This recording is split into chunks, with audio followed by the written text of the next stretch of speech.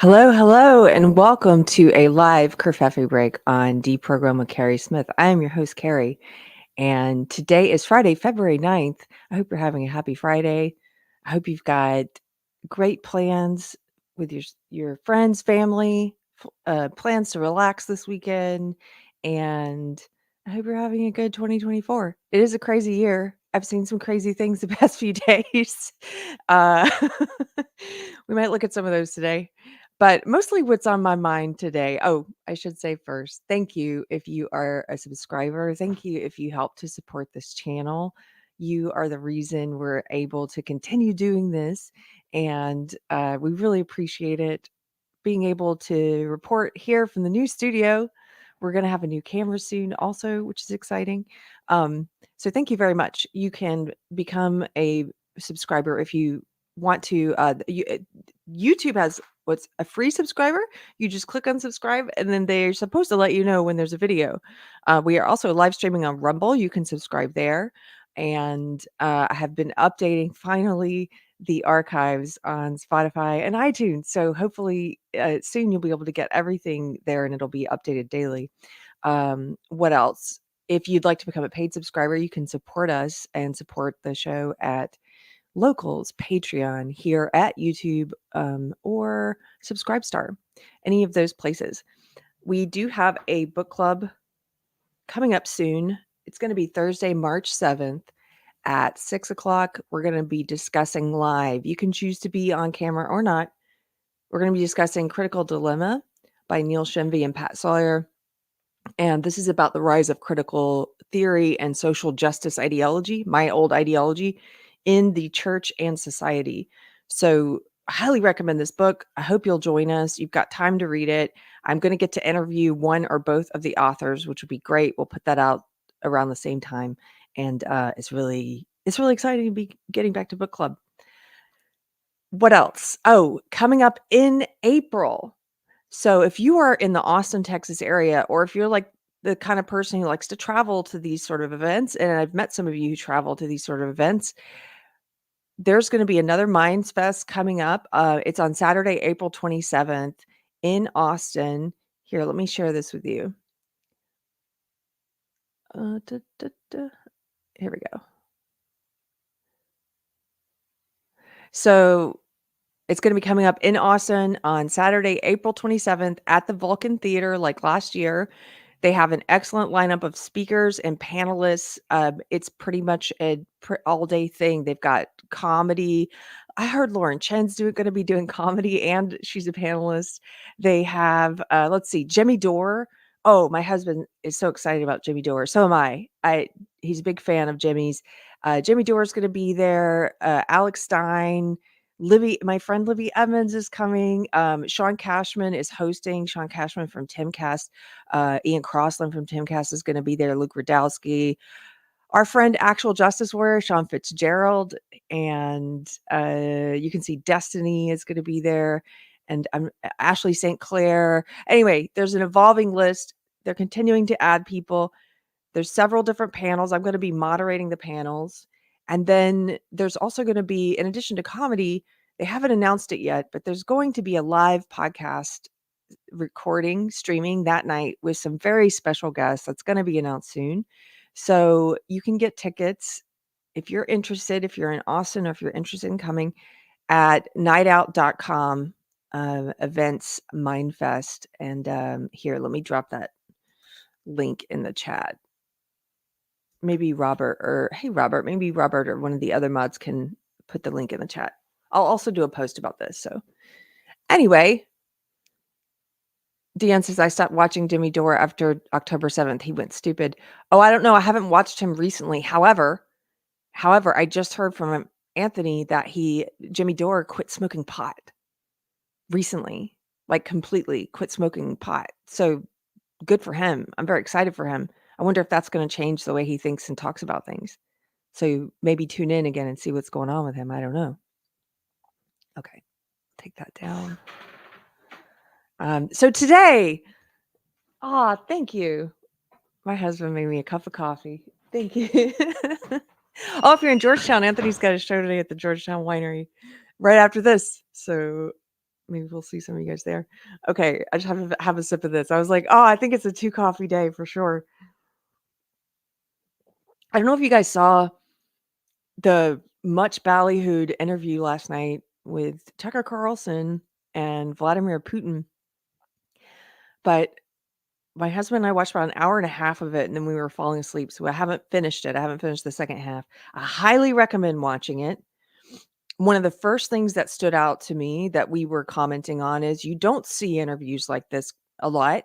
You see them on podcasts, but people who don't watch or listen to podcasts, people who only rely on the mainstream news, are not used to seeing long form content like this. And that was very striking. You also don't see, I am not used to seeing a world leader retain and be able to speak, condense so much history and so much context in a conversation. I'm not getting to the content of what he said. I'm just talking about how he presented it. He was very cogent. He knew he presented a lot of historical facts. He came with historical documents that he said backed up what he's saying. He laid it out. He was very articulate, laid it out very clearly, very knowledgeable person. You felt like, he could easily be talking to a historian rather than a journalist. He had a sense of humor. There were just some very striking things about it. I said within the first 15 minutes, I said, "Can you imagine Joe Biden or Donald Trump, either one of them sitting down and talking to someone like this?" I don't think they have this depth of knowledge on any subject. I'm Prove me wrong. Maybe I'm wrong. Prove me wrong. I've never seen it. Have you seen it? So I think Americans who are not used to this, especially if you're on the left and you keep yourself in a bubble and you only rely on the echo chamber, what's the harm in watching it and making your own opinions? And I think one of the first things you might notice is, wow, how this is so different. I don't see I don't see people talking like this. You find a murderous dictator striking. Okay, smartass. I found it Did I say striking? Maybe I did. I found him confident. I found him, articulate. I found him knowledgeable. I don't know enough to dispute the history he was saying, but I'm saying it was impressive the way he laid it out. I wish our politicians could present information in such a cogent fashion with such confidence, and I wish they were that articulate. I wish the American population in general were that articulate. Our vocabulary's become severely limited in the past few decades, but it's been in decline for probably the past 100 years. Um, so so yes, it was a striking interview. You should watch it if you have not, regardless your opinions about him. Um, I don't understand any adult who would say, "I'm not gonna I'm not gonna watch this because I don't want to know what was said." I think that's a little childish. Okay, let me remove this, image from Mindfest that I had up because I wanted to show you guys something else. Hold on one second. I've gotta make this larger. So we're gonna look at last night. There wasn't just the much ballyhooed Tucker Carlson interview, which, by the way, we're gonna look at the media response to both of these presidents, and based on what happened yesterday. Um, the media response to Tucker Carlson interviewing Putin, as far as I could tell, the little bit I saw of it was a very, kind of a fainting couch. Oh my goodness, how dare a journalist talk to the leader of this country, which is weird because NBC just interviewed Putin a couple years ago. He is the head of state involved in a conflict that we are currently giving money to, that we're funneling money into. And many of these journalists have gone over to interview Zelensky in the Ukraine. So I would like to hear what this person has to say. Thank you very much, and form my own opinions about it. Um, oh, Deb is here. Hello, Deb. Did you hear Biden? Yes, I also heard Biden's press conference last night. That's why I called this the tale of two presidents, because the the body language their depth of knowledge, confidence level, the way they carried themselves and presented information, completely different. And I'll tell you, if you watched both back to back, I watched the Putin stuff first, then we were falling asleep. So I watched a little bit of the Biden stuff before I went to bed. Terrifying, actually. I think our president is um is an embarrassment. I don't think we present a strong image to the world. He doesn't come off as even knowledgeable of where he is at all times or what he's talking about. He confuses the names of countries and heads of states and colors. Um, it seems to me and several people who I respect, I have no idea, of course, but it seems to me that they've suddenly decided to throw him to the wolves. And this is something we've known for a while, that he's been in mental decline, if you've been paying attention, but they seem to have just put him out there and let the press have their way with him, like give the signal or something, it's okay to go in. And the media response has been crazy from liberal outlets, from leftist outlets who are now questioning his cognitive abilities. And so it seems like there's something in the air, and maybe they're considering replacing him on the ticket for the election. I don't know.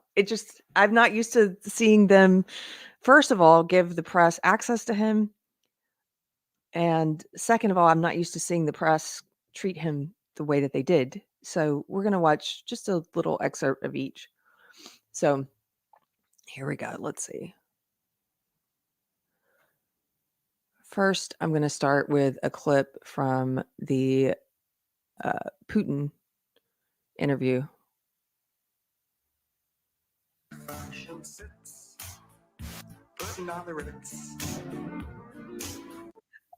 If you're blue and you don't know where to go to, why don't you go where fashion sits? Putin on the Ritz. I'm just kidding. That's not the right clip. I'm sorry. You know I love stupid puns. It's Putin on the Ritz. Get it? Putin on the Ritz. Kids, young people probably don't even get that because they don't know that song. Putting on the Ritz. You know, he's on a Ritz cracker. So stupid. If you need a giggle throughout the day, just go look up Putin on the Ritz, and if you're having a bad day, it's so dumb. Okay, that's not what we're watching. Here, let's pull this up instead.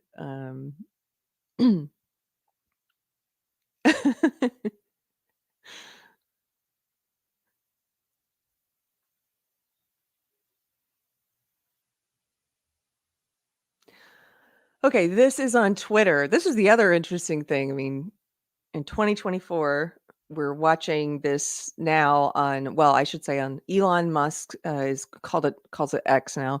We're watching this on X. He put this whole interview up on X, and you can see it's got his little Tucker Carlson news there on X on the left. Now that he's not attached to any news studio. He's just doing it himself. So this has had 135 million views just since yesterday, and it's a very long interview. And like I said, it's really different than what I'm used to seeing on the news in the US. It comes off more like a podcast interview, and it's funny because he asked him. I'll let you see the beginning, but he asked him, like, are we having a serious conversation, or are we having a TV news show? And Tucker Carlson says we're having a serious conversation. So then he starts going into this background and this history, and it's kind of funny because he says, "I'll only take a minute," but he takes like 30 minutes. It just keeps going, and every once in a while, Tucker keeps trying to jump in and pull him back to current day events and get the answers he wants. And Putin just sort of very calmly just is like, "No, you said you wanted a serious conversation, so I'm going to continue with what I want to do and continue just telling you this history I want to tell you." That's what he's doing. So here we go. Just listen to the tone of this and how different it is from what we're used to hearing on the news. The following is an interview with the president of Russia, Vladimir Putin, shot February 6, 2024 at about 7 p.m. in the building behind us, which is, of course, the Kremlin. The interview, as you will see if you watch it, is primarily about the war in progress, the war in Ukraine, how it started, what's happening, and most pressingly, how it might end. One note before you watch. At the beginning of the interview, we asked the most obvious question, which is, why did you do this? Did you feel a threat, an imminent physical threat? And that's your justification. And the answer we got shocked us. Putin went on for a very long time, probably half an hour, about the history of Russia going back to the 8th century. And honestly, we thought this was a filibustering technique and found it annoying and interrupted him several times. And he responded he was annoyed by the interruption. But we concluded in the end, for what it's worth, that it was not a filibustering technique. There was no time limit on the interview. We ended it after more than 2 hours. Instead, what you're about to see seemed to us sincere, whether you agree with it or not. Vladimir Putin believes that Russia has a historic claim to parts of Western Ukraine. So our opinion would be to view it in that light, as a sincere expression of what he thinks. And with that, here it is. Mr. President, thank you. On February 22nd, 2022, you addressed your country in a nationwide address when the conflict in Ukraine started. And you said that you were acting because you had come to the conclusion that the United States, through NATO, might initiate a, quote, surprise attack on our country. And to American ears, that sounds paranoid. Tell us why you believe the United States might strike Russia out of the blue. How did you conclude that? It's not that America, the United States, was going to launch a surprise strike on Russia. I didn't say that. Are we having a talk show or a serious conversation? Here's the quote. Thank you. It's a formidable series. Oh, it's kind of funny because he says, basically, are we having a talk show or are we having a real conversation? And because Tucker Carlson says real conversation, then he dives into this history. Of course, he says he's going to just take, I think he says 30 seconds or a minute, but it takes quite a while. We're not going to listen to all of it. I just want you to hear how he gets into it. Because your basic education is in history, as far as I understand. Yes. So if you don't mind, I will take only 30 seconds or 1 minute to give you a short reference to history for giving you a little historical background. Please. Let's look where our relationship with Ukraine started from. Where did Ukraine come from? The Russian state started gathering itself as a centralized statehood, and it is considered to be the year of the establishment of the Russian state in 862. He's starting in 862. He says he'll just take a minute, but he's starting in 862. When the townspeople of Novgorod invited a Varangian prince, Rurik, from Scandinavia to reign. In 1862, Russia celebrated the 1000th anniversary of its statehood. And in Novgorod, there is a memorial dedicated to the 1000th anniversary of the country. In 882, Rurik's successor, Prince Oleg, who was actually playing the role of regent at Rurik's young son, because Rurik had died by that time, came to Kiev.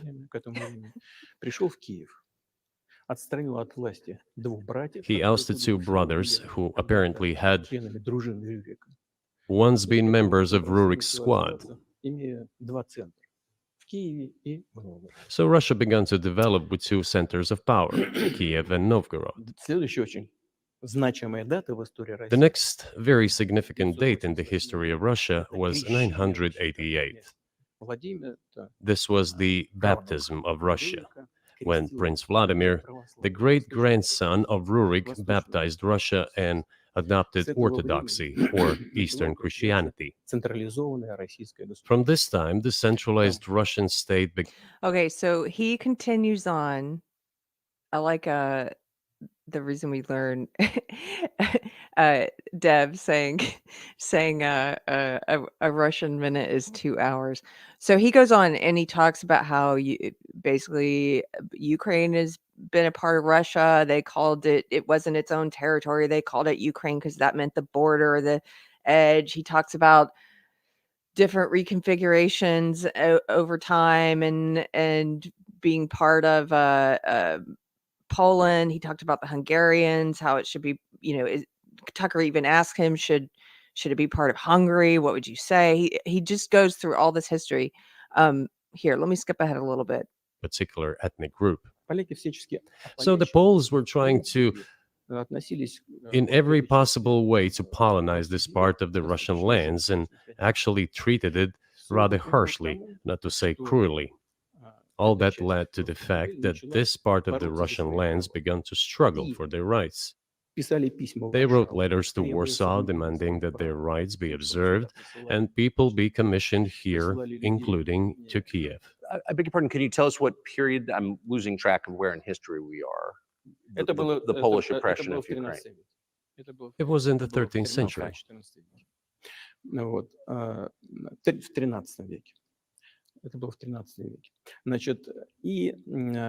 Now I will tell you what happened later and give the dates so that there is no confusion. And in 1654, even a bit earlier,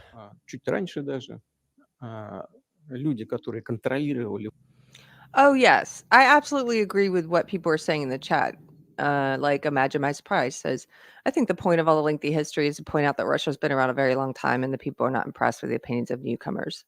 Oh, yes, absolutely. And some of the stuff Deb is saying as well, of course. It's this sort of it puts the US in stark contrast, to how long this country's been here and its whole history that we don't know. I don't know. I'm talking about the average Joe on the street that is aware we are involved in, that there's a conflict happening in the Ukraine and Russia, and that the US is involved in sending money. But we don't know the history of that area. Why are we even there? That's my question. I don't know why we're involved. But yes, of course, he's trying to lay all this out to show, look at the long history we have, how little you guys know about this. At the same time, I am impressed. I want to hear what he says about it. I don't know anything about this. It's interesting to me. Do I think that he's telling me the truth? Why would I think that?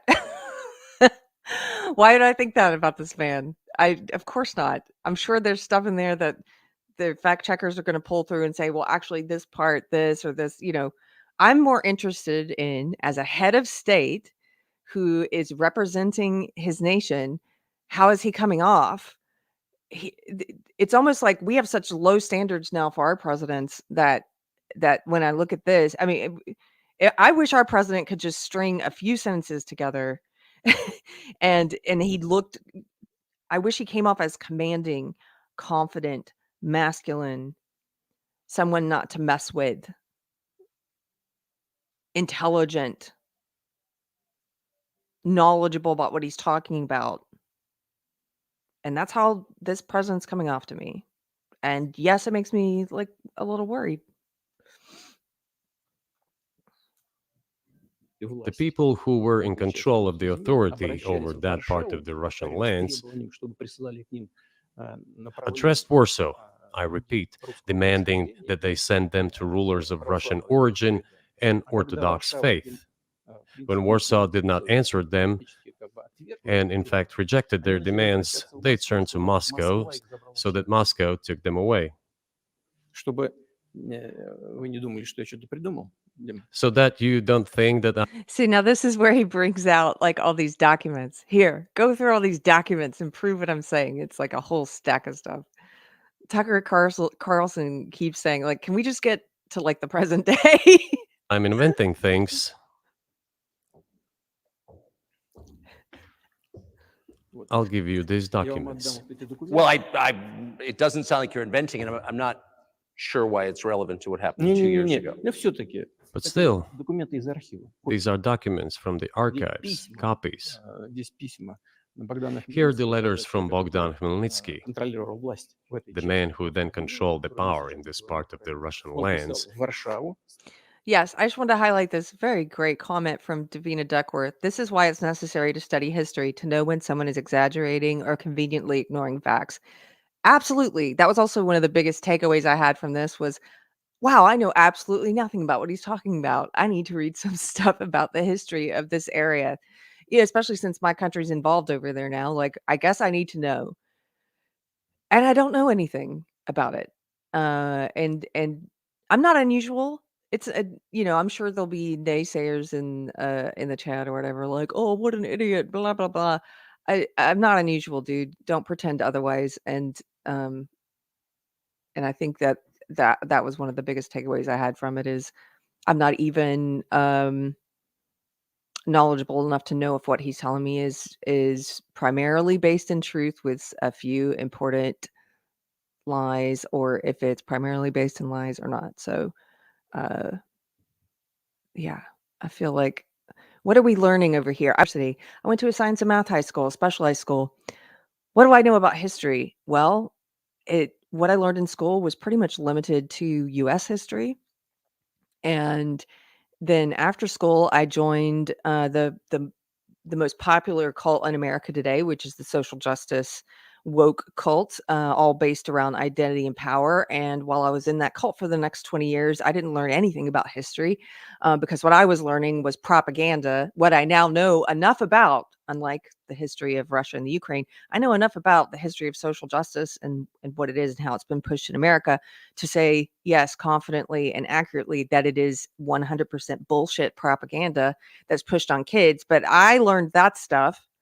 I learned that we are white supremacist patriarchy, and I learned about how different identity groups are oppressed, and that's the best way to look at the world. And we need to radically, change who we give power to. We need to redistribute power among identity groups, and this is all the crap that my head was being filled with, and it's what children's heads today are being filled with. So they're not learning history; they're learning all this garbage.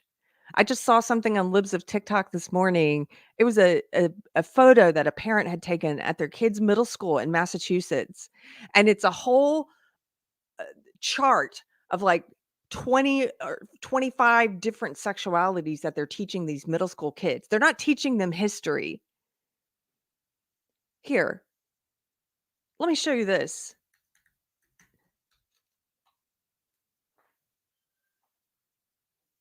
We are a stupid country. We are a stupid country, and we're becoming more stupid. Our president is stupid.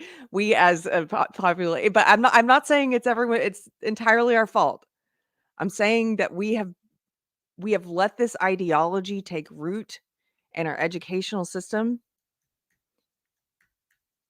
It's been happening for a while, and if you have kids in the public school system, they are not learning the things they should be learning. They are learning this here. Oh, sorry, I'm having a trouble putting this one up. Give me 1 second.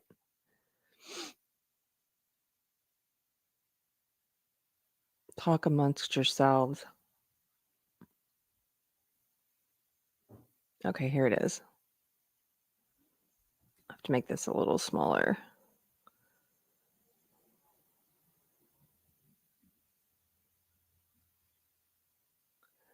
This is from a middle school. I mean, and there's stuff like this every day that we see from parents reporting from schools. A middle school in Massachusetts. Lives of TikTok shared this. Look, it's a little umbrella there with a rainbow umbrella. And this is what they're teaching middle schoolers, which are like 10 to 13-year-olds. There's a whole list of 20 different sexualities and gender identities. And they're teaching the kids, they're coloring all these different flags that go with each of these so-called identities. Polyamorous, pansexual. How many of these as you as an adult, but did any of you learn this in middle school? Was this important for you to learn? It's so much worse now than it was when we were kids. And how many of these as an adult do you sit there and scratch your head and go, "What is this? I don't know what this is. They've made this up." Yes, they've made all of this up.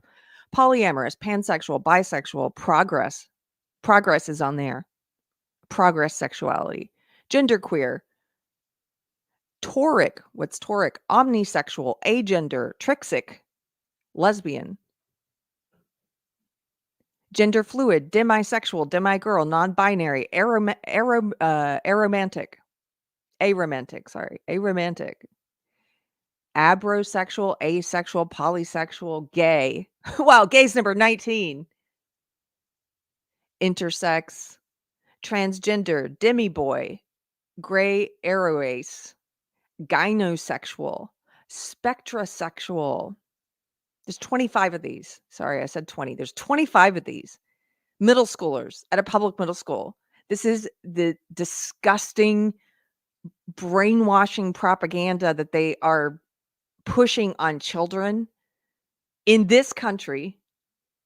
So yes, when I sit down and listen to a head of state from Russia casually go through this entire present, according to him, the entire historical record of his nation and his nation's involvement with what is now known as Ukraine, it is impressive to me. Yes, we don't have a president that can do that can present that, propaganda or not.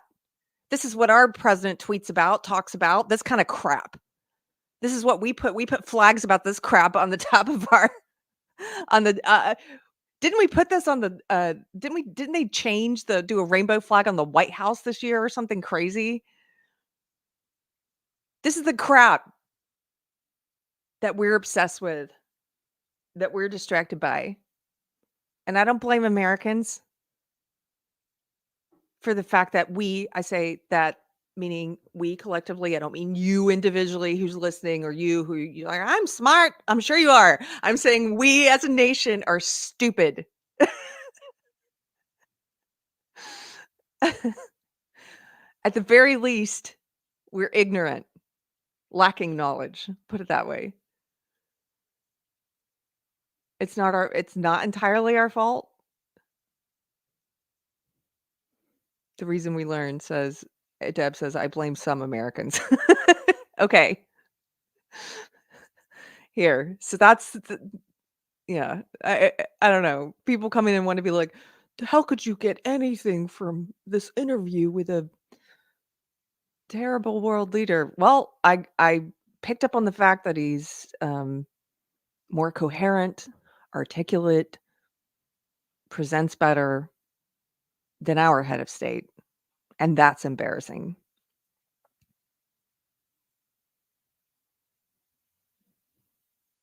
Okay. I'm going to continue with this. We're going to skip ahead a little more.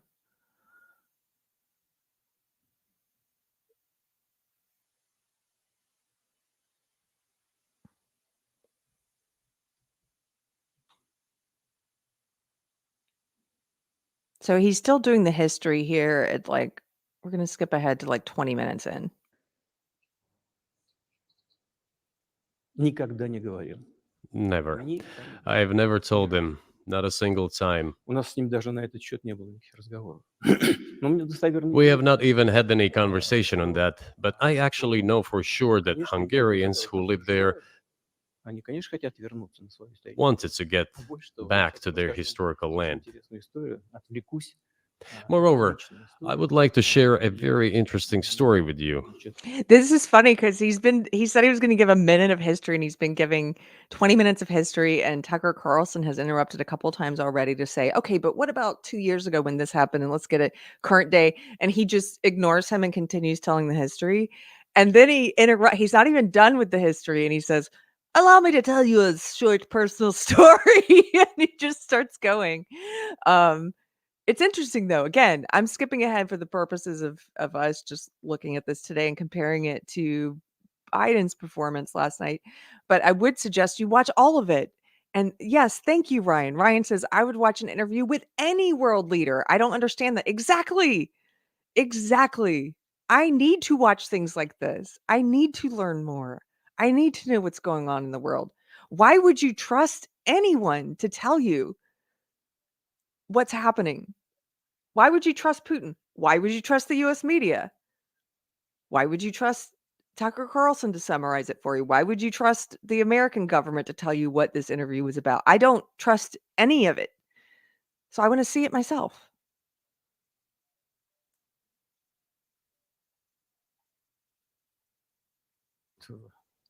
где-то в начале I 2000-х digress. годов It's a машина personal one. из тамошнего Somewhere in the Ленинграда early 80s, I went on a путешествие road trip in a советским car Союзом from then через Leningrad Киев, а потом across the поехал Soviet на Западный Union Украину. through Kiev, Выехал, made a stop in Перебелгород Kiev, and then went to western А там те Ukraine. названия I городов, went to the town of на Beregovoye, русском и and на all the names of непонятном towns and мне villages there were языке in Russian говорили and in на the русском. language I did not Не understand, in на русском. Hungarian, in Russian, Уже and in какое-то время Hungarian. So he goes on to tell this anecdote about how in this part of the Ukraine, like they actually technically Hungary could have a claim on it, and some of the people there still speak Hungarian, and the road signs are in Hungarian and Russian, and they dress like they dress in these ceremonial kind of outfits, these cultural outfits that are Hungarian. It's just, yeah, just kind of an anecdote. Ties. Every third person there had some kind of family вообще or friendship культура ties. The trick свое is, место. I don't mean Обещали, что you они будут personally when I. на Here we go. советское руководство. If he said, you don't listen to Он me, прав. I'm Всё never так и setting my произошло, foot in как он Moscow сказал. once again. Но, тем не менее, Everything happened just as he had said. Well, of course, it did come true, and you've mentioned this many times. I think it's a fair point, and many in America thought that relations between Russia and the United States would be fine with the collapse of the Soviet Union and the end of the Cold War. That the opposite happened, but you've never explained why you think that happened, except to say that the West fears a strong Russia, but we have a strong. Lindsay, the cynical geek, just a reminder, Xi Jinping has said some of the same things Putin said about the West. Should he be trusted like Putin? No, neither should he be trusted. I don't trust Putin. I I hope that's clear. I I can still listen to what he's saying. China, the West does not seem very afraid of. What about Russia, do you think, convinced policymakers they had to take it down? Запад Okay. боится сильного Китая больше, чем сильной России. The West is afraid of strong China more than it fears a strong Russia, because Russia has 150 million people and China has 1.5 billion population, and its economy is growing by leaps and bounds, or 5% a year. It used to be even more. But that's enough for China. As Bismarck once put it, potentials are the most important. China's potential is enormous. It is the biggest economy in the world today in terms of purchasing power parity and the size of the economy. It has already overtaken the United States quite a long time ago, and it is growing at a rapid clip. Let's not talk about who is afraid of whom. Let's not reason in such terms. And let's get into the fact that after 1991, when Russia expected that it would be welcomed into the brotherly family of civilized nations, nothing like this happened. You tricked us. I don't mean you personally when I say you. Of course, I'm talking about the United States. The promise was that NATO would not expand eastward, but it happened 5 times. There were 5 waves of expansion. We tolerated all that. We were trying to persuade them. We were saying, please don't. We are as bourgeois now as you are. We are market economy and there's no communist party power. Let's negotiate. Moreover, I have Lindsay says, my comment applies to everyone. I'm not saying that you trust him. Oh, yes, of course. I just mean there are definitely people watching or who will be watching this who there was somebody up earlier who already said it. In case it's not clear, I just used your comment as a jumping off point. Like, I don't trust him. I don't trust anyone. I trust God and I trust my husband. That's pretty much it. The reason we learned says, and now I'll slip in a little dig about how the USA is in decline. That's true. But on the other hand, we are in decline. He's just sticking a little knife in the wound. also Little lemon juice in the wound. said this publicly before. Был момент, когда There was a moment when когда серая кошка пробежала. a certain rift started growing between us. Before that, Yeltsin came to the United States. Remember, he spoke in Congress and said the good words. God bless America. Everything he said were signals. Let us in. Remember the developments in Yugoslavia before the Yeltsin was lavished with praise? As soon as the developments in Yugoslavia started, he raised his voice in support of Serbs, and we couldn't but raise our voices for Serbs in their defense. I understand that there were complex processes underway there, I do, but Russia could not help raising its voice in support of Serbs, because Serbs are also a special and close to us nation, with Orthodox culture and so on. It's a nation that has suffered so much for generations. Well, regardless, what is important is that Yeltsin expressed his support. What did the United States do? In violation of international law and the UN Charter, it started bombing Belgrade. It was the United States that let the genie out of the bottle. Moreover, when Russia protested and expressed its resentment, what was said? The UN Charter and international law have become obsolete. Now everyone invokes international law, but at that time they started saying that everything was outdated.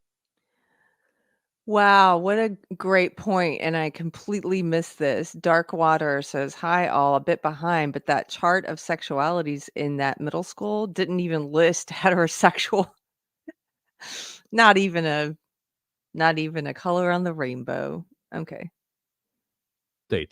Everything had to be changed. Indeed, some things need to be changed, as the balance of power has changed. It's true, but not in this manner. Yeltsin was immediately dragged through the mud, accused of alcoholism, of understanding nothing, of knowing nothing. He understood everything, I assure you. Okay, I'm gonna skip forward a little more.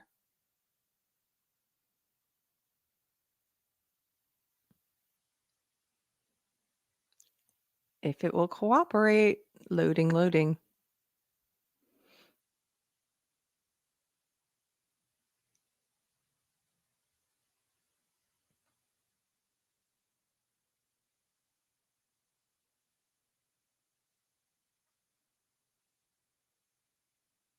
Here, let me take this down for 1 second and reload it. He's about to get into the stuff about Bush and Condoleezza Rice, and that was interesting to me. So here. States wouldn't like the outcome. In 2014. Before that. No, this was before that, after President Kuchma, Viktor Yanukovych won the elections. However, his opponents did not recognize that victory. The US supported the opposition, and the third round was scheduled. What is this? This is a coup. The US supported it, and the winner of the third round came to power. Imagine if in the US something was not to someone's liking, and the third round of election, which the US Constitution does not provide for, was organized. Nonetheless, it was done in Ukraine. Okay, Viktor Yushchenko, who was considered a pro-Western politician, came to power. Fine, we have built relations with him as well. He came to Moscow with visits. We visited Kiev. I visited too. We met in an informal setting. If he's pro-Western, so be it. It's fine. Let people do their job. The situation should have developed inside the independent Ukraine itself. As a result of Kuchma's leadership, things got worse and Viktor Yanukovych came to power after all. Maybe he wasn't the best president and politician. I don't know. I don't want to give assessments. However, the issue of the association with the EU came up. We have always been lenient to this. Suit yourself. But when we read through the Treaty of Association, it turned out to be a problem for us, since we had a free trade zone and open customs borders with Ukraine, which under this association had to open its borders for Europe, which could have led to flooding of our market. We said, no, this is not going to work. We shall close our borders with Ukraine then. The customs borders, that is. Yanukovych started to calculate how much Ukraine was going to gain, how much to lose, and said to his Europe. Okay, I'm going to pause it here. And I want to show just as a comparison, because again, I'm not talking about the content of what he's saying. I'm talking about the way in which he presents himself. He presents information. How does he represent as a head of state, and I want to just compare it to this instead. Okay, so last night,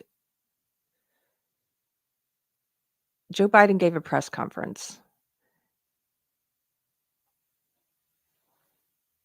And he's giving the press conference because this was after the DOJ made some remarks about how he, they basically called him a sort of an elderly man who has good intent, but I should have the language right in front of me, but how he's an elderly man who's good intent and he's not quite there. I'm paraphrasing. So somehow his handlers decided this would be a good time to put him up in front of the press. And if you've watched any of his press conferences, I think you might agree this is a bit unusual. So there are people, people putting their conspiracy theory hats on, but they're tinfoil hats. But a lot of people I respect are sort of noticing that, taking notice of this, and have some conjecture about what might be going on, because we're not used to seeing them sort of abandon him to the wolves, and we're not used to seeing the press grill him like this. This is very unusual that they even put him out there at this time. It seems like whatever meds he's on may not be working well right now. Obviously, if that's true, his handlers would be aware of it. So why would they let him go up in front of the press like this? Here we go.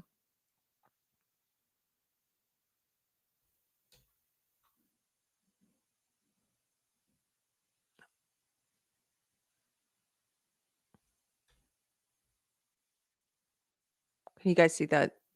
No. Okay, here we go. Boom. President Biden, something the special counsel said in his report is that one of the reasons you were not charged is because, in his description, you are a well-meaning elderly man with a poor memory. I'm well-meaning, and I'm an elderly man, and I know what the hell I'm doing. I've been president. I put this country back on its feet. I don't need his recommendation. It's totally How bad is your memory, and can you continue as president? My memory is so bad, I let you speak. That's Do you my feel your memory has gotten worse, Mr. No, no. President? My memory is not good. My memory is fine. My memory, take a look at what I've done since I become president. None of you thought I could pass any of the things I got passed. How'd that happen? I guess I just forgot what was going on. Mr. President. Do voters have concerns about your age? How are you going to assuage them? And do you fear that this report is only going to fuel further concerns about your age? Only by some of you. Mr. President, for criminal liability today, but do you take responsibility for at least being careless with classified material? I take responsibility for not having seen exactly what my staff was doing. It goes in and points out things that appeared in my garage, things that came out of my home, things that were moved not by me, but my staff.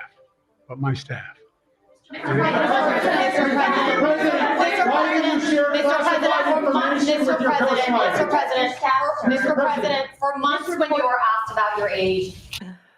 So I'm talking about his affect. I'm talking about the way he carries himself, the way he presents himself. He's not entirely lost. He seems to be, at this point, he's following their questions. He hasn't yet mixed up the names of heads of state and stuff, but he's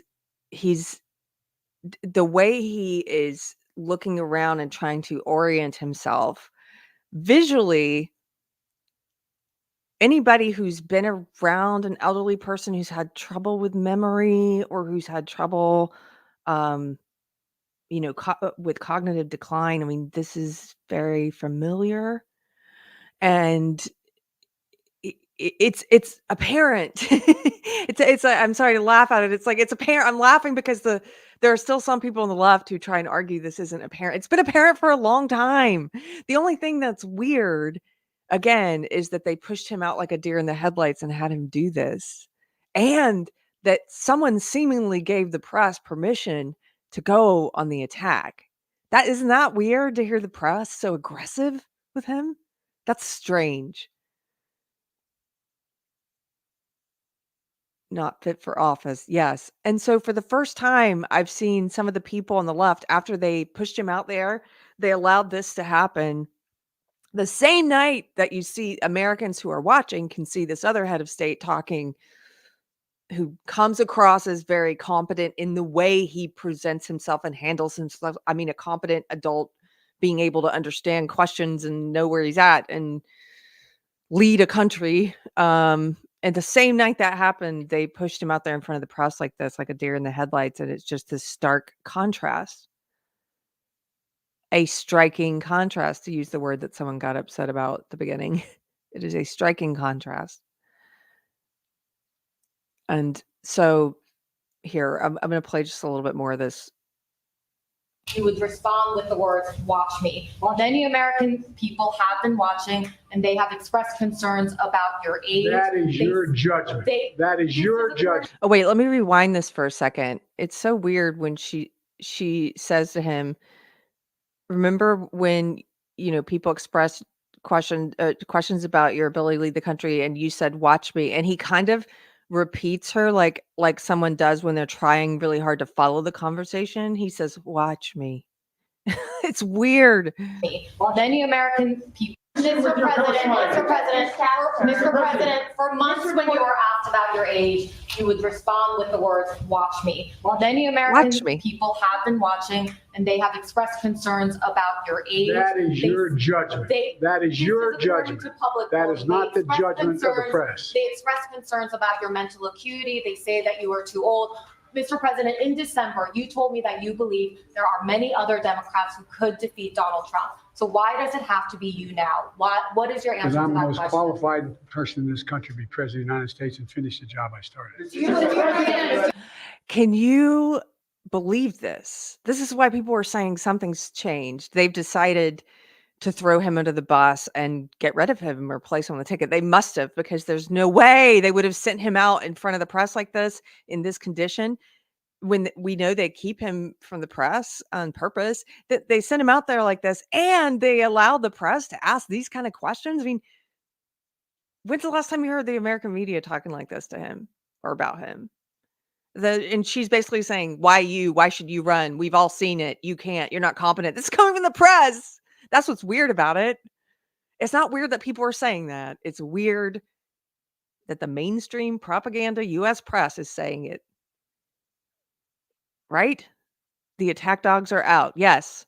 They pushed him out there like a deer in the headlights, like a lamb for slaughter.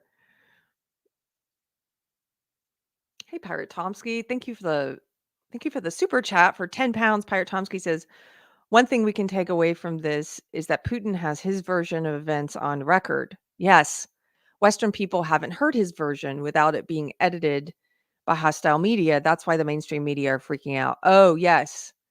Yes, of course. They want to present it their way and tell us, no, this is the way to look at it. And again, as I've said, I don't trust either of them. I want to hear both presentations or the several and make up my own mind. I want to learn what I can about it and make up my own mind.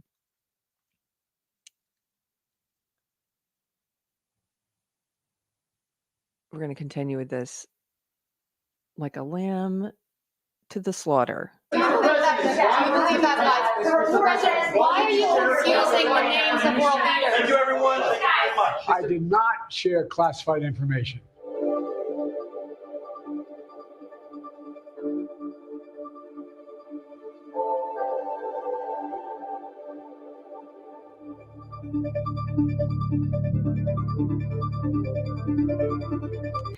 This is the other thing. So the DOJ is basically like, yes, he did share classified information, but he's an old man with declining. He doesn't have good memory. So what? So what? So what?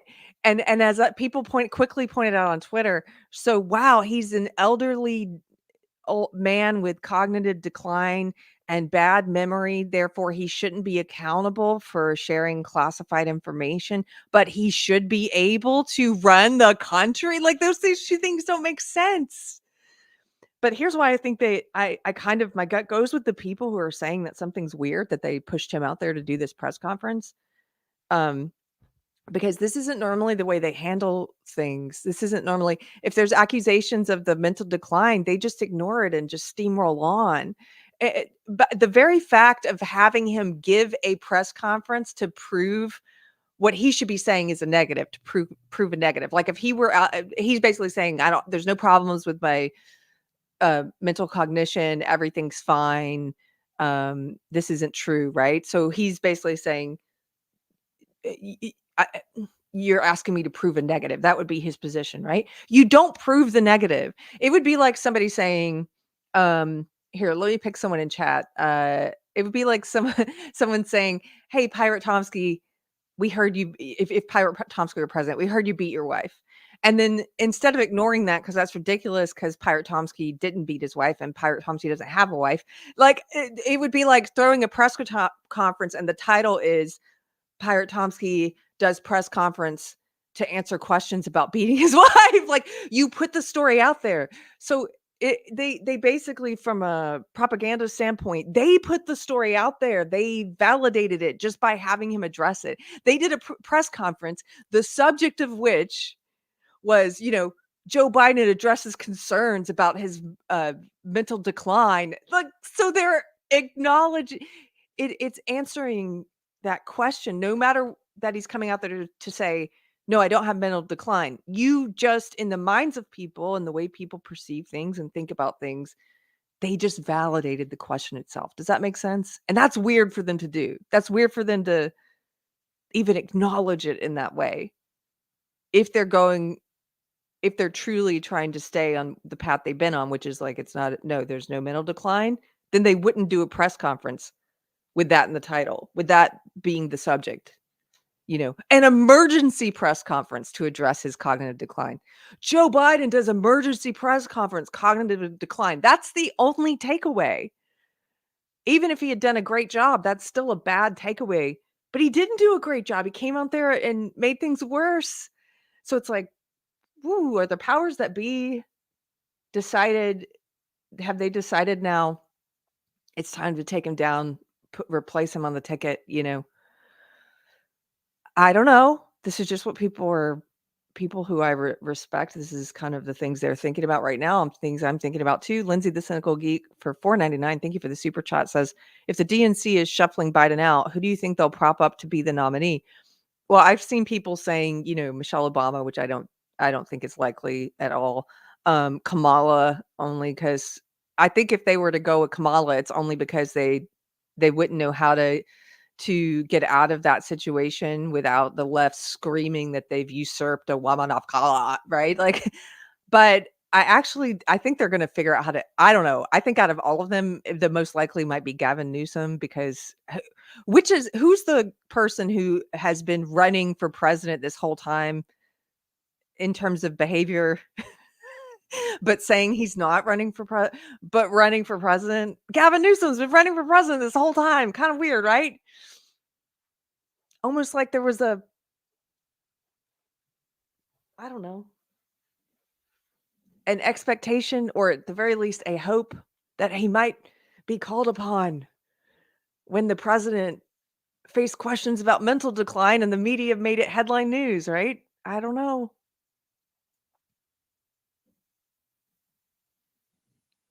Imagine my surprise, my money's on Michael Obama. Who's that?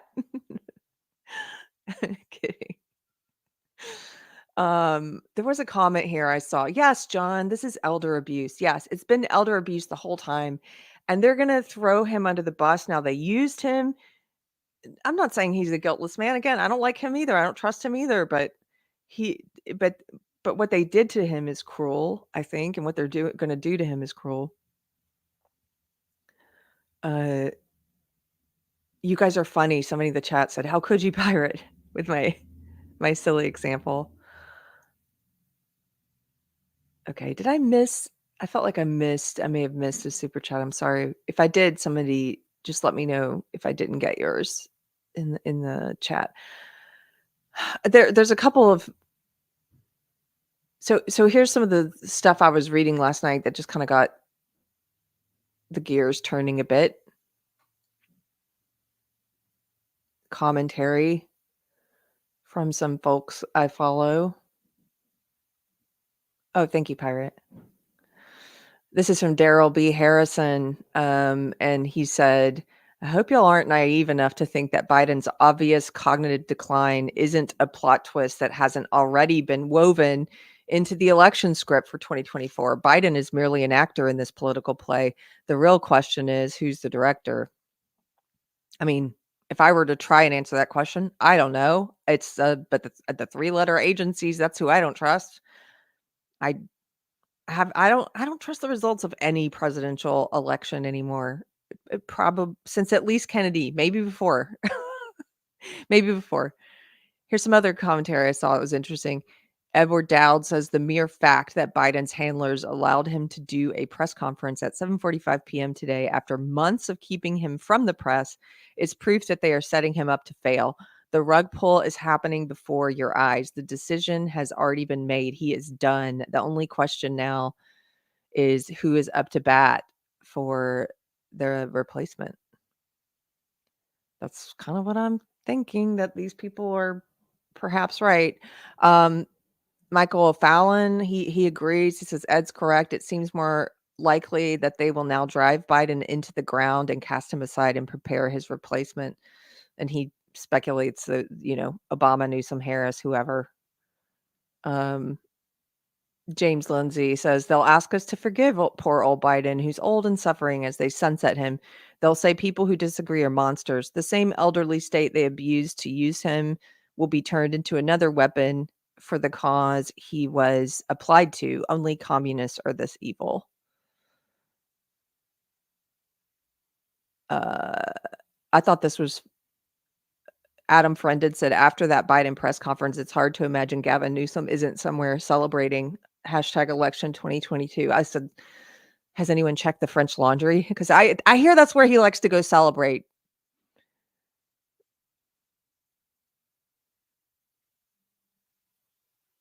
Walter Kim, the White House press corps got the signal tonight that it was safe to go into attack mode and make up for lost time. It duly obeyed. Reporters who once competed to throw softballs suddenly competed to hurl stones. What a weird little mob of robots. It was actually chilling to witness.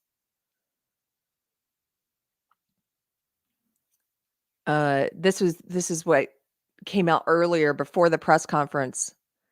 Special counsel says Biden came across to investigators as well-meaning elderly man with a poor memory. That's from the Department of Justice. They put that out there into the world. Well-meaning elderly man with a poor memory. That's our president. And Sean Davis had this great observation. So Joe Biden is too incompetent to stand trial or be held accountable for his crimes, but he's with it enough to be in charge of our entire government. Makes sense, right? Makes sense.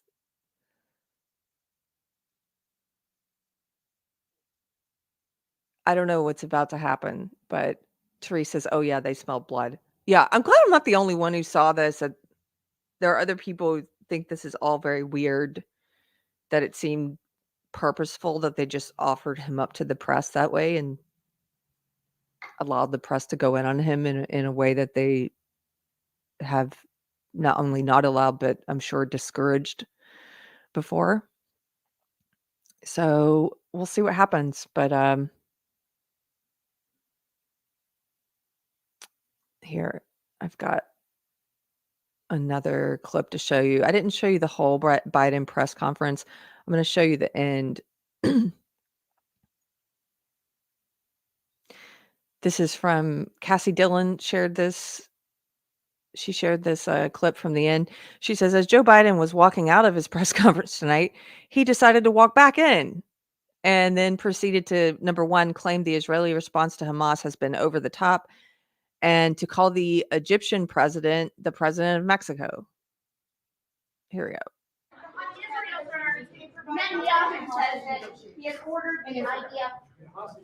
Look at, so he's leaving and he stops and just stares and looks like a handler comes over there and is like, oh, sorry, I'm in the frame, and then runs away.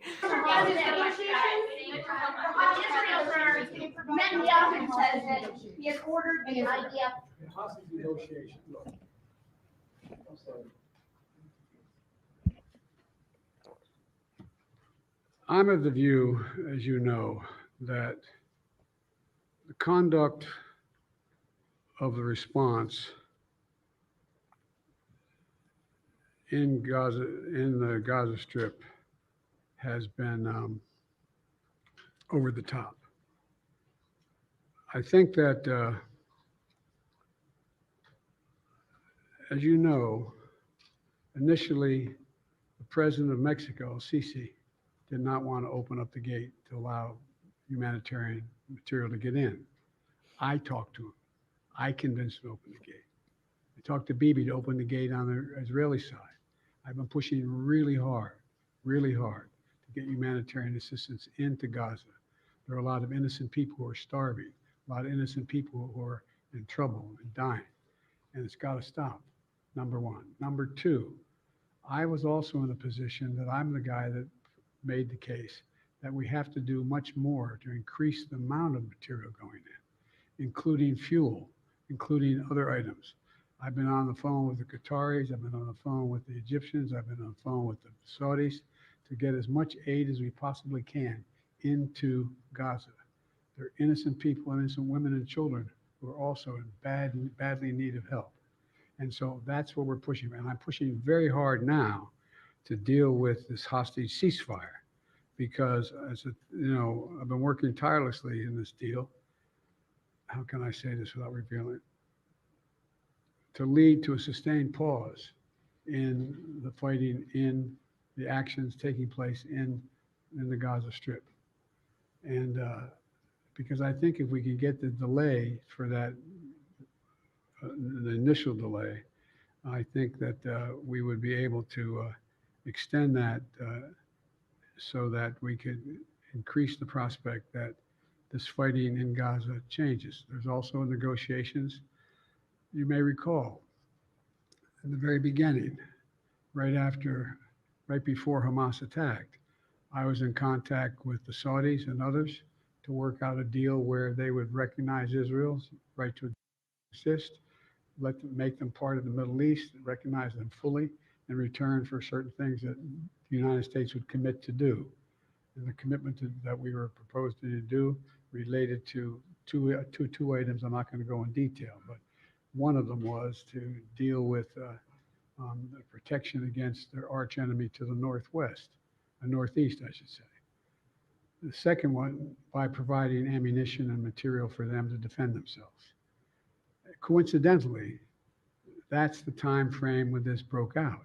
I have no proof what I'm about to say, but it's not unreasonable to suspect that the Hamas understood what was about to take place and wanted to break it up before it happened.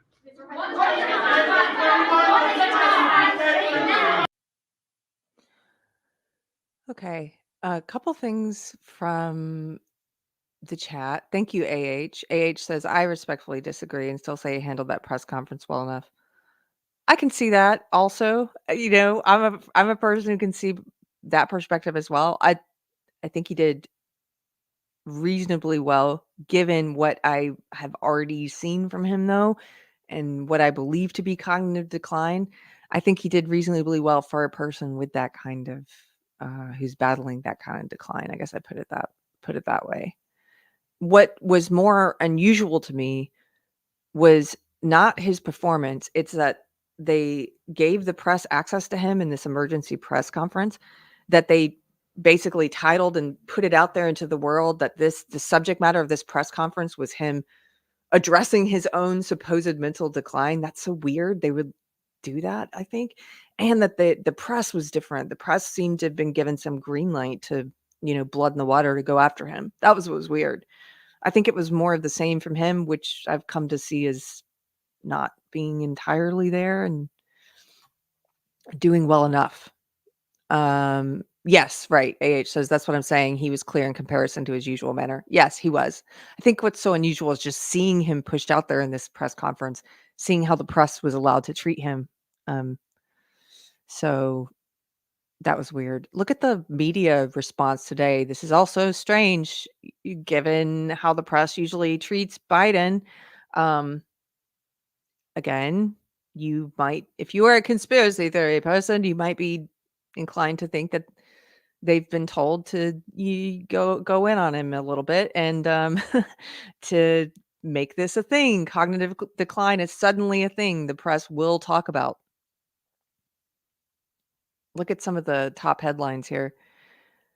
Jill Biden, this is from Fox News. Jill Biden lashed out at husband and aides for allowing a press conference to go on too long.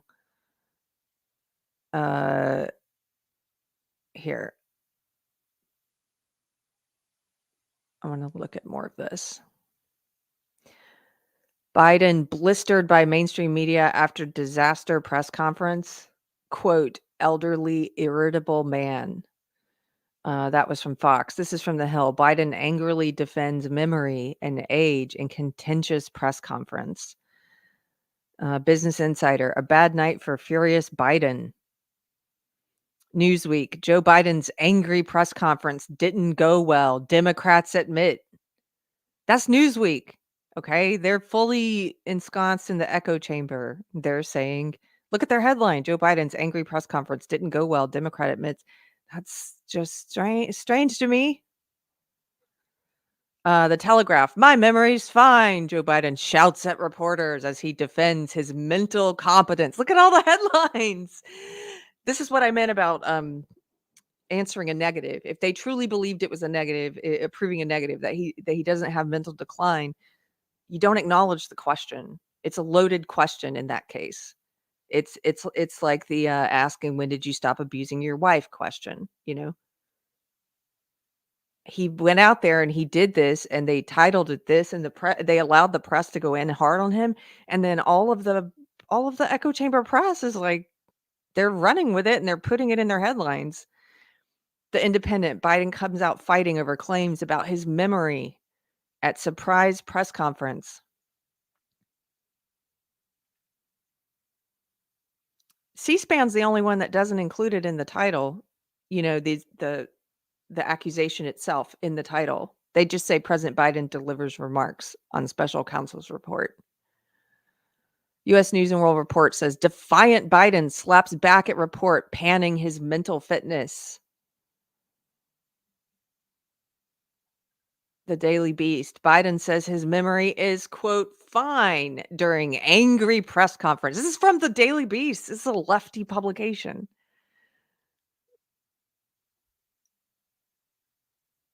My memory's fine. Okay. It seems like something's changed in regards to how the press is treating him, how they're being allowed to treat him, what the marching orders are. I don't know.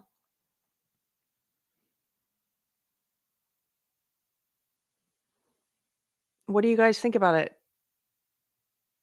Ryan, oh, we got to see the Babylon Bee headline.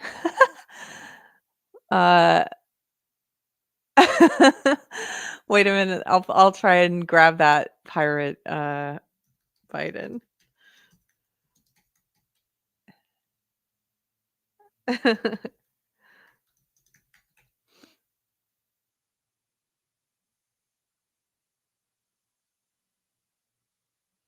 I don't see that. Yeah, sorry. Oh, I think this is it. No, that's not it. I can't grab actually links from the StreamYard. If you put them on there, I can't grab them, so I can just see what they are. I can put them on the screen, but I can't go to it, so apologies. Davina, they would have been better off with a literal puppet. Yes. AH says, "Oh, so you don't necessarily buy into some of the conspiracy theory stuff. You say you think he was just having a good day, and so his handlers hurried up and used it via press conference. Why would they do that though? Why would they even acknowledge it and draw attention to it and make a press conference about whether or not he's mentally fit?"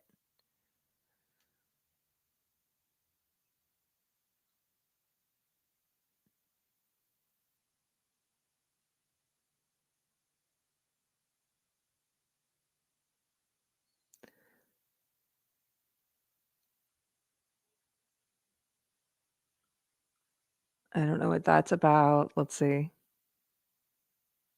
Angry Mockingbird, says someone. Nomo says, exemplification of a political pawn, regardless of anyone's ideology. Sad situation. Yes.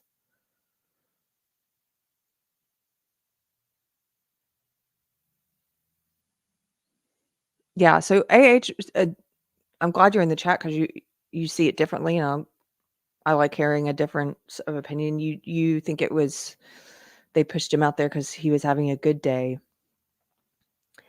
Pirate Tomsky, if the effing press had been doing their job, then this shit would have been exposed 3 years ago. Oh, yes.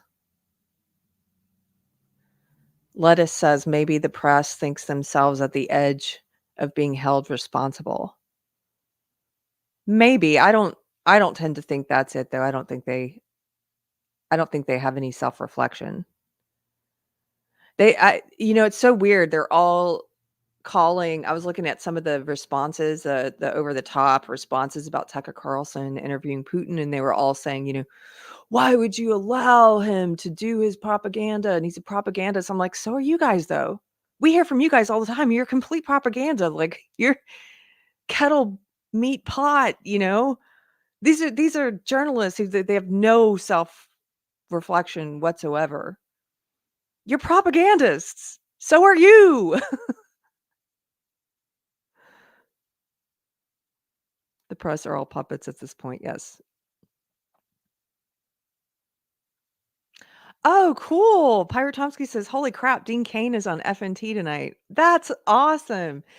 You know what else is happening tonight? My friend Mike Harlow is on Timcast tonight. There's some good shows happening tonight. So thank you for reminding me about that one. I'm pretty excited to see Mikey there. I think let me see what else I had open. Let's see if I think I'm gonna wrap this up. Oh wait, you know what? I will show you this. Because I told you, I showed you some of the media response to the Biden press conference. Let me just show you one article from Politico just to give you a taste of what the media was saying about Tucker Carlson and Putin.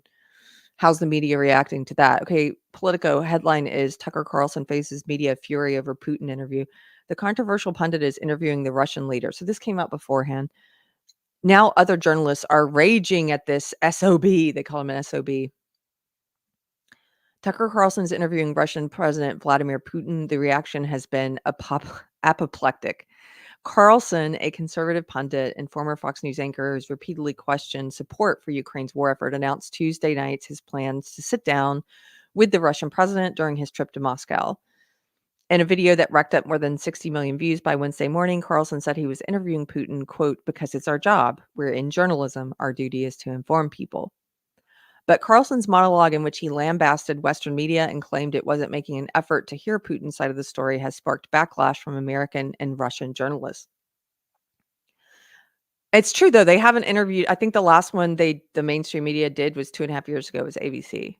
They haven't interviewed him, but they're interviewing Zelensky all the time. Quote, many journalists have interviewed Putin, who also makes frequent, widely covered speeches, wrote Ann Applebaum, an American journalist and historian on X. Carlson's interview is different because he is not a journalist. He's a propagandist. What? He is a journalist by the same, if you're taking into account the same criteria by which we would judge you a journalist. So this is just attacking the person. This is the genetic fallacy where you're just attacking the person. You're attacking the source. It's genetic fallacy. You're saying, I'm not going to listen to this interview and it's propaganda why? Because Tucker Carlson's not a journalist. He is a propagandist. So are you then.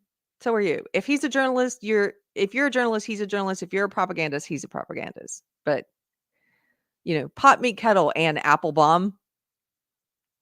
Carlson, who was ousted by Fox last year, said the interview would be published unedited and not behind a paywall on his personal website. Kremlin spokesperson Dmitry Peskov on Wednesday confirmed that the interview had already taken place, etc.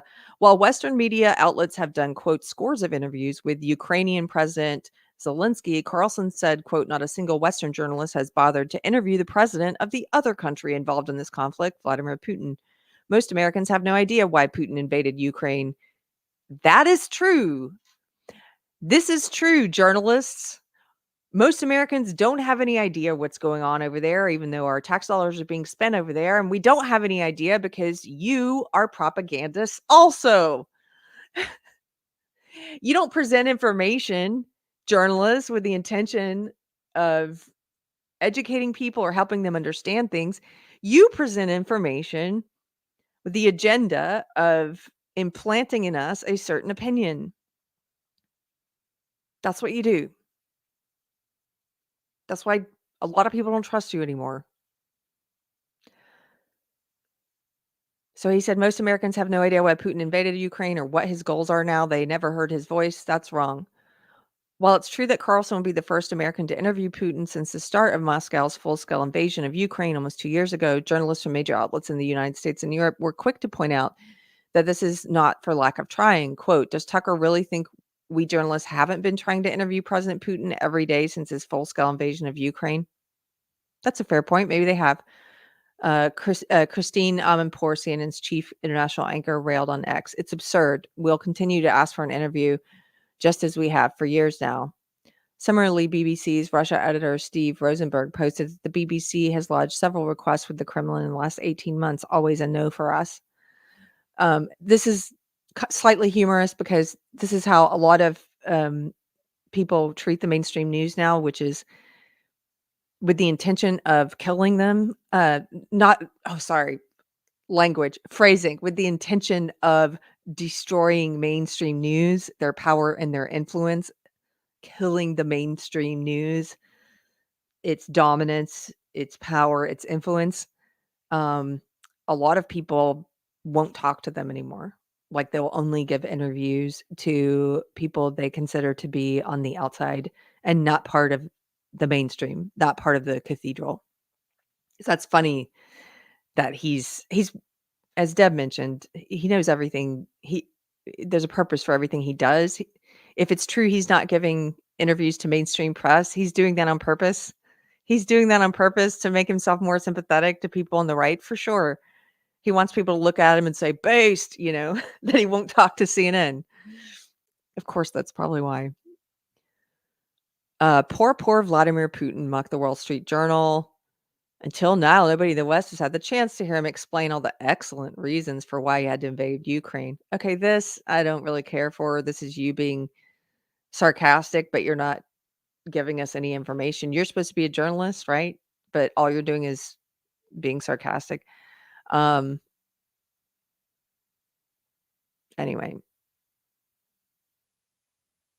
the reporters were very upset that Carlson was doing the interview, and they've been very upset since.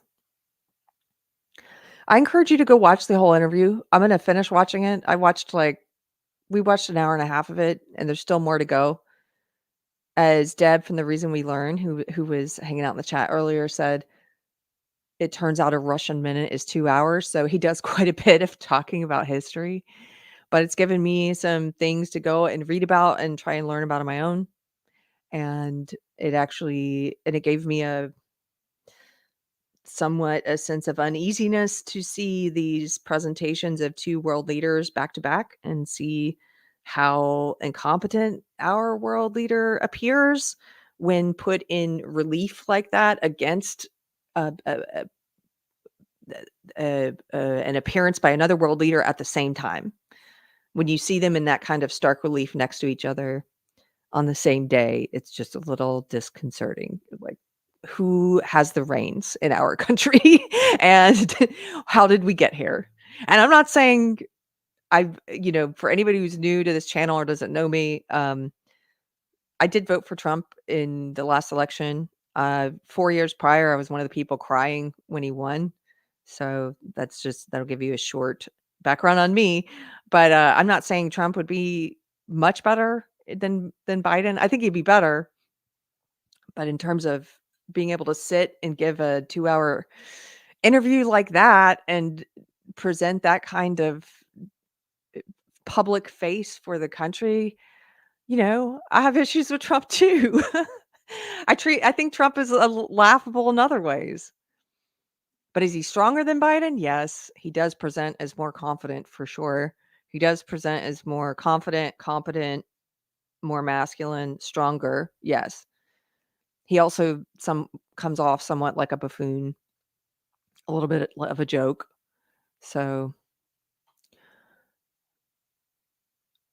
anyway, Yes, I agree. SD0, man will let us down. God will straighten us up.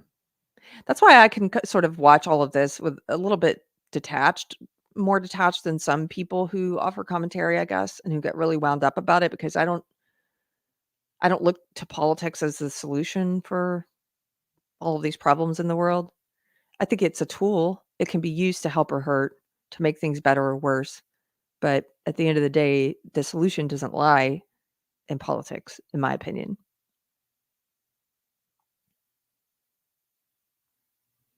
Russ says Trump does hour-plus speeches at rallies all the time. He rambles off topic, but that's his speaking style. That's true.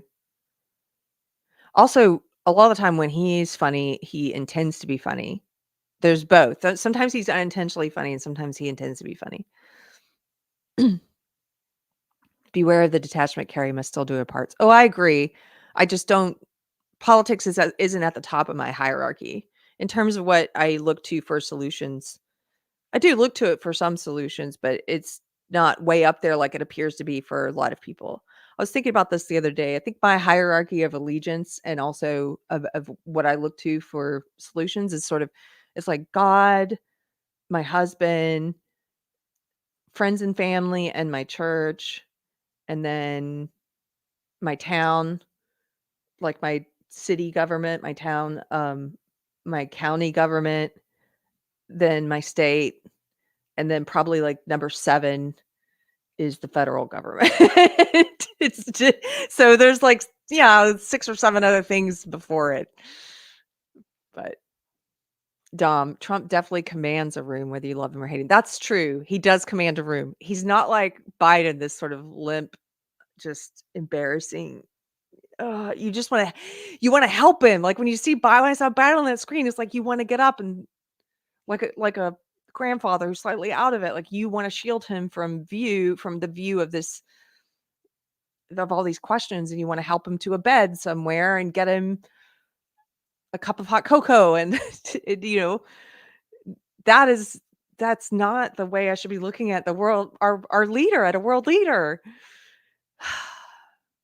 He's not a leader. But yes, Trump does command a room.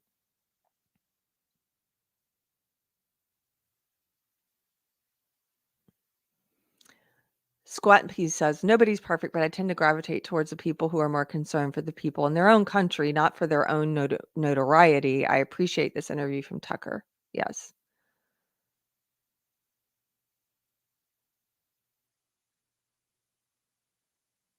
Dion, I do mix up people's names all the time, especially if they're related in some way. So I don't see that as a huge issue of mental problems. That's true.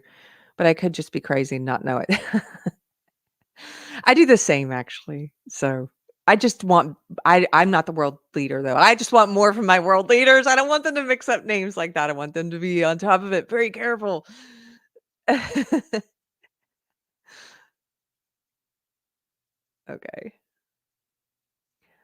I'm going to wrap this up. Thank you guys for hanging out. I'll end with another reminder that we're doing book club, Deprogram Book Club on March 7th. We're reading Critical Dilemma. And this is by Neil Shenby and Pat Sawyer. It's about social justice ideology in the church and society. And I highly recommend you read it. You can join us on camera or in the chat. And I hope you'll be there. I'm also going to get to interview one or both of the authors. Friday Night Tights is tonight. And as Pirate pointed out in the chat, Dean Cain is the guest there. That's so much fun. So that's happening tonight. Also, my friend Mike Harlow is a guest on Timcast tonight. There's a lot of things happening tonight. If you are in the Austin, Texas area, or you're the kind of person who travels for events, the next Mindfest is coming up on Saturday, April 27th. It's going to be here in Austin, Texas at the Vulcan. Shane Cashman's hosting. I'll be moderating panels. Panelists include a whole lineup of interesting people. Jimmy Dore, Ian Crossland, Libby Emmons, Ashley St. Clair, Sean Fitzgerald, the actual Justice Warrior, is going to be there. Destiny, Alex Stein, Primetime 99, Sam Tripoli, just a whole bunch of people. And then they also they're still announcing some people to line up, and there's going to be comedy in addition to the panels. And there's a special live taping of a podcast that night that they haven't announced yet. That's special guests, and it's going to be crazy. So I'm just telling you now, it's going to be crazy. So if you're interested, you can get more info at Minds. And yeah, I hope to see some of you there. Okay. I hope you have a good weekend. Thanks for hanging out, everybody. Thanks for supporting the show. If you liked it, hit like. If you have, there's things I need to learn about this topic. I hope it's okay. I'm mostly interested in how these two different world leaders were presented themselves, and also if there's something weird going on with the way that the press was allowed to go after Biden. But in terms of the content of what they're talking about, I don't know much. So if there are things you think I should read, feel free to leave it in the comments below. And thank you for hanging out today, and thanks for supporting the show. Take care.